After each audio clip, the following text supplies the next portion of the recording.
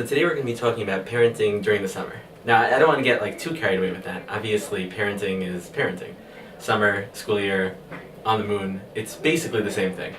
But there's definitely some unique elements to the parenting relationship and the expectations during the summer that are worth thinking about a little bit beforehand.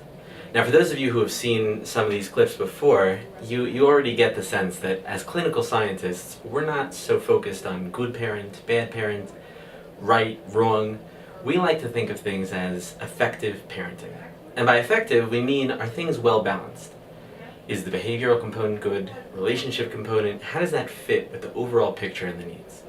Now, for those of you who have not been seeing these clips before, you're probably wondering at this point what I'm talking about, and that's fine. Thanks so much for tuning in. I got a little diagram over here to go over these exact points. So here we have our parenting scale. Now, this is a sort of scale you can probably make for just about anything, but this is parenting. On the one hand, we got our right side, behavior. There are certain expectations of behavior that we need and expect from our kids. And actually, very often, especially on a clinical side of things, when things aren't going well, that's when there's some sort of behavioral issue. Something's not getting done, or there's some of that behavior that we can't see. Disruptive, dangerous, aggressive sort of behaviors. On the other side of the scale, there's the relationship component, which is a broad term that really refers to a lot of the softer elements of the parent-child relationship. There's the relationship itself. There's a child's psychological needs in terms of feelings of self-esteem, self-efficacy, generally feeling secure, and understanding how they relate to the parent and where they are in the world. Now, a seesaw is best when it's balanced. Right? Okay, that's not exactly true. If you're playing in the park, you don't want the seesaw to be balanced. You want it to kind of go up and down, up and down. But our seesaw, we want to stay balanced, straight, level. Now, to do that, we kind of need equal weights on each side, but it's going to depend where we put our fulcrum in the middle. And that's the context, the needs, the values, and the expectations that we have for our kids in different situations and different circumstances during their lives. It's going to depend on us, it's going to depend on them, it's going to depend on the needs and the norms of the society and the culture in which we're living.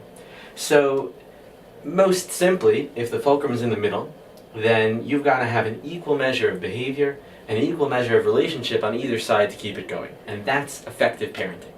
Alright, now during the year, we typically see scales that look something a little bit more like this. This is our school year. Well, school year. So, again, we have the scale and it's balanced. This side line is level and straight, and that's great. But because during the school year, the needs, the values, the expectations that we're throwing at our kids are so heavily weighted in the behavior, they need to do well in school, they need to behave in school, they need to sit and listen, they need to interact well with peers, they need to interact well with their teachers, they need to do well with us, we need them to get out in the morning, we need them to go to bed on time, they got to do their homework.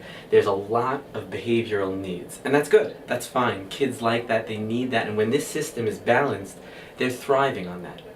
But you've got a fulcrum that's very, very weighted towards the behavior. So it's going to take a big chunk of behavioral compliance to keep this scale balanced. On the other hand, it's not going to be balanced if you don't have that relationship component. You have to have the comfort, the ease, the support, the feeling on behalf of, the feeling on the part of the child that this is something that's just working, they understand and feel comfortable in the system. And that relationship between parent and child is still just as important, because take out this piece and we got a scale that's shifting already out of control. The thing about the summer is that this scale doesn't really apply very often in the summer. What we've got instead, sorry about that, is something that looks a little bit more like this. Summer vacation very often is that opportunity where there isn't as much in terms of strict, straightforward behavioral compliance that we're looking for. Now, that's not always true. If you're shuttling 5 kids to day camp, and you're going to grandma for a barbecue that night for supper, and your sister's coming in with her 2 kids and 3 dogs for the weekend, and by the way, your full-time job does not give you off during the summer, so behavior during the summer could be something which is very important too.